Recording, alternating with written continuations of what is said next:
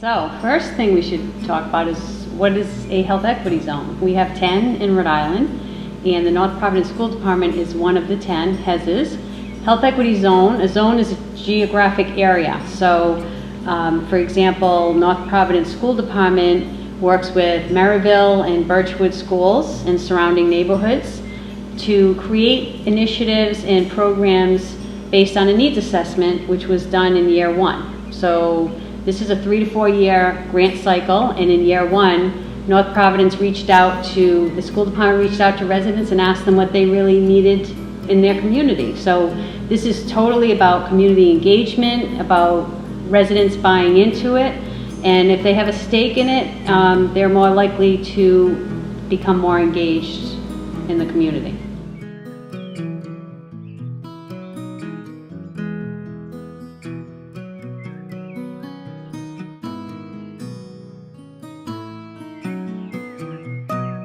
The North Providence Health Equity Zone is really dedicated to building and sustaining a community where every person has the opportunity to attain their full health potential.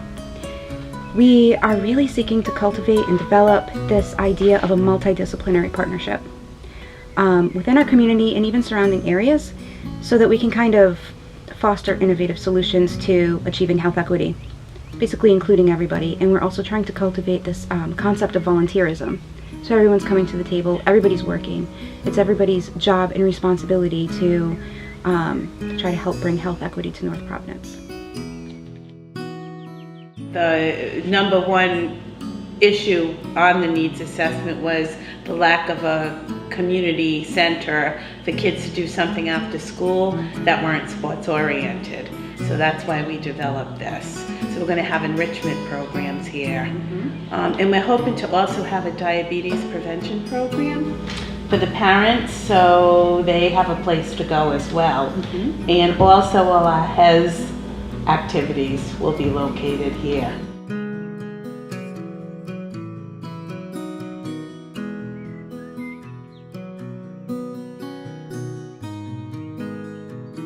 My name's Lizbeth Sean, and I am a social worker for the North Providence School Department and also a Health Equity Zone Director for the North Providence community.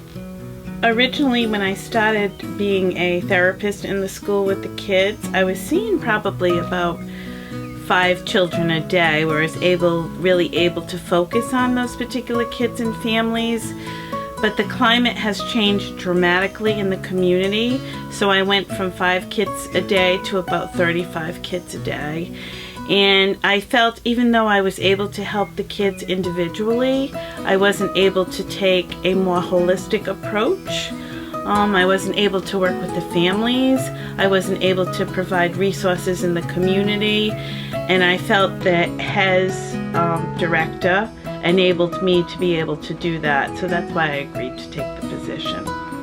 I really can see the benefit now, because last year was mostly doing the research and surveying people, but now we're actually implementing everything. The youth center we're really excited about. So I think as the year progresses, the residents are really going to start seeing the benefits of the program. My name is Nikki Bond. I am a Master's of Social Work candidate at the Rhode Island College. And this year I have the privilege of being a macro social work intern with the North Providence Health Equity Zone. The great thing about this is that I am also a North Providence resident, and I'm a North Providence parent who has 5 kids who have been in the school system at some point, who have been part of the community. And I'm really excited to continue as an intern for the North Providence Health Equity Zone. So in the beginning, as a community, not everyone knew what it meant to strive to have good health. I think we thought, well, the doctors take care of that. When they tell us we're healthy or we take our vitamins, then we must be healthy. And I don't think we understood what it meant to achieve health equity either. What I've seen happen is the community really come together and take ownership of health equity in North Providence and validate the concerns of the residents and the parents and the students that good health isn't just a good physical. It's how do I feel mentally today? How is my mental health? We've learned that we can see changes in people's healthy food choices. Now that we have the Roadie Food on the Move, it's a food truck essentially. It's a farmer's market on wheels. Come directly to the school, because one of the problems that we've learned is some parents don't have transportation to get to the farmer's market, so we wanted to bring it to them. And that's been a really great event to watch, and people can buy fresh fruits and vegetables. They can use their SNAP benefits. In fact, if they do at this particular food truck, they get 100% back. So if they spend $10, they get $10 to spend on fresh fruit and vegetables. So I've just really seen, I think the biggest change is not just depending on the doctor's office.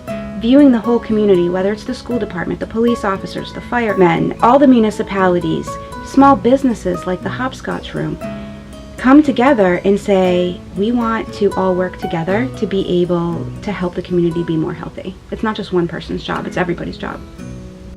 So when we speak about community engagement, we speak about all through the life stages, all different ages, speaking about elementary school kids and middle school kids and seniors and parents and many people from different life stages, which is in a totally engaging environment to be involved in.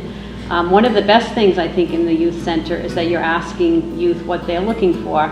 Rather than to just throw programs out there, you are actually engaging them in the process, which is seen on the whiteboard, which is, it's up to you. What activities would you like to see after school? So I think it's not only have you created this beautiful environment and safe environment for kids to be involved in and to participate in activities, it's a beautiful setting, but you're also engaging them in the process of discovering through them what they're looking for.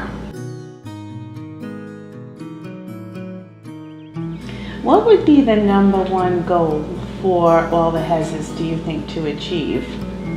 Well, it's basically at the simplistic definition level, it's really about making health equity possible for everyone, giving everyone equal opportunities to live healthy, happy lives. It's the social determinants of health, where the people around you, your physical environment is safe and healthy, that you are offering opportunities for young and old to come together and to just live healthy, happy lives. I just wanted to introduce Melinda Smith, who is the superintendent of schools in North Providence, and Bruce Butler, who is the principal at Marieville, running all the programs at Marieville School. And I know I've said this before, but without Melinda, this wouldn't have happened. So the grant proposal came in my inbox, and I had been looking for, as you well know, Liz, to bring community organizations into the district to help us with some of our health issues, including mental health issues that we see are on the rise with our middle school population. I think some of the challenges have been that we are an educational institution, and we're working with the Department of Health, and there are 2 different agencies, so certainly working together has not gone without challenges, as you well know. But through it all, the benefits have outweighed any of the bumps that we've hit. And Bruce, it's so nice to highlight Marieville, because I know Marieville has been so much a part of you for many years and how you engage with the community. So I just wanted to ask what your experiences have been. Well, I've been at Marieville for 12 years, so over the past 12 years, like Melinda has said, I mean, we've seen a great need for supplemental services. We've done as much as we could possibly do with the school personnel and a lot of volunteers that we have available to us. But since we've had this opportunity to be part of the HES, we've been able to expand a lot of the programs, like Melinda had just touched base on a couple of them. And we have Food on the Move coming, so we've had them at the school once, and they were excited about the participation and the turnout with the families and the faculty and staff. And so we have another Food on the Move coming, and they're really going to try to cater to what the needs of the community they're asking, what kinds of fruits and vegetables they're looking for. This is a fantastic mural. My question to you, sir, is what does it mean to you as the principal? Well, on a professional level, it's actually building community. So it's a family engagement activity So we have everybody that's in the family participating. So we have a flower down here. There are brothers and sisters. And one of the siblings is not even in the school, it's a younger brother. So those students, it's showing their family relationships, obviously in the school. So we're doing just fall colors because of the time of the year. The kids really love it. They've been really excited about this because we had this mural painted over the summer. So when they came back into school, they saw it. We told them that we were going to be doing some activities throughout the course of the year where your families can come in, everybody can participate and be part of the school community. On a personal level, I think it's great because I have built relationships with these families over the 12 years that I have been here. So I know these people, I know everybody's names, all the family members, I know a lot about them. So it means a lot to me that we're here doing this together because someday we may be moving out of this school. And so we'll have something that we can leave together. To say that this was our home and this is how we're going to remember our community that we were together here.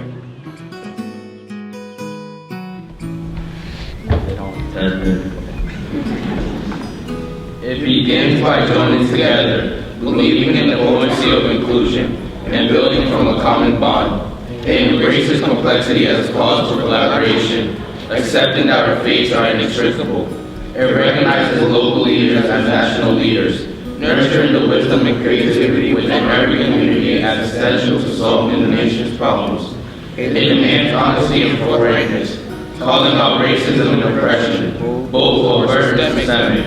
It strives for the power to realize our goals while summoning the grace to sustain them. It requires that we understand the past without being trapped in it, embrace the present without being constrained by it, and look to the future, guided by the hopes and courage of those who have fought before or beside us. This is equity, just and fair inclusion into a society in which all can participate, prosper, and reach their full potential, unlocking the promise of the nation by unleashing the promise in us all.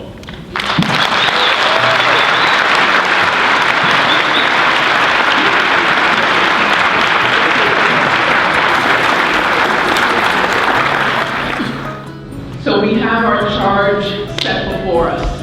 And what better way to take the first step in addressing our equity manifesto than to be able to have the distinct honor of introducing Dr. David Williams, who is our keynote speaker. And without further ado, please give a warm welcome to Dr. David Williams. And good morning. So I want to talk about what we can do to improve health that Rhode Island faces and the rest of the United States faces. And I want to begin by talking about what the problems, and then we want to talk about what some of the solutions might be, given an emphasis to starting early in life. What are the problems? I think the first problem was highlighted already, and that is, in spite of the fact that we spend more money on medical care, absolutely more money on medical care per person than any other country in the world, we rank near the bottom of the industrialized world on health, and we're losing ground over time. According to the World Bank, half of the money spent on medical care annually is spent in the United States. We are less than 5% of the world's population, consume 1/2 of its medical resources, but rank near the bottom of the industrialized world on health. Not only that, there are large inequalities in health by race and socioeconomic status, and I'll talk about that. But it's not that just the minorities are doing badly. If white America were a country, in 2014 it would rank 34th in the world on life expectancy. If black America were a country, it would rank 96th in the world on life expectancy. These are the actual rankings of how poorly we are doing on health. So I'm going to talk about inequalities, but as we think of improving health of all and addressing inequities in Rhode Island, remember the first big inequity is that all of us are far less healthy than we could or should be. As a whole, we are greater than the sum of our parts. And the reason for that is the vision that's set by Secretary Roberts as well as by our governor for how government can and should work to make people's lives better is critical. And to be a part of that is what motivates me to keep going every day. Your voice is important, and we want to make sure that there's a continual platform so that all voices are heard. Nobody could possibly do this alone. Well, it takes a team. It takes a team of people, and it takes a team at all different levels to become engaged and participating and contributing their time. But it's such a worthwhile, rewarding process. I conclude with the words of Robert Kennedy. He said, each time a man or woman, I would add, stands up for an ideal, or acts to improve the lot of others, or strikes out against injustice, he sends forth a tiny ripple of hope. And those ripples can build a current which can sweep down the mightiest walls of oppression and resistance. We have walls of oppression and resistance. We have been told that there are more walls that will be built. But together, each of us can be a ripple of hope and can make a difference to improve health for every child and every adult in our community. Thank you very much.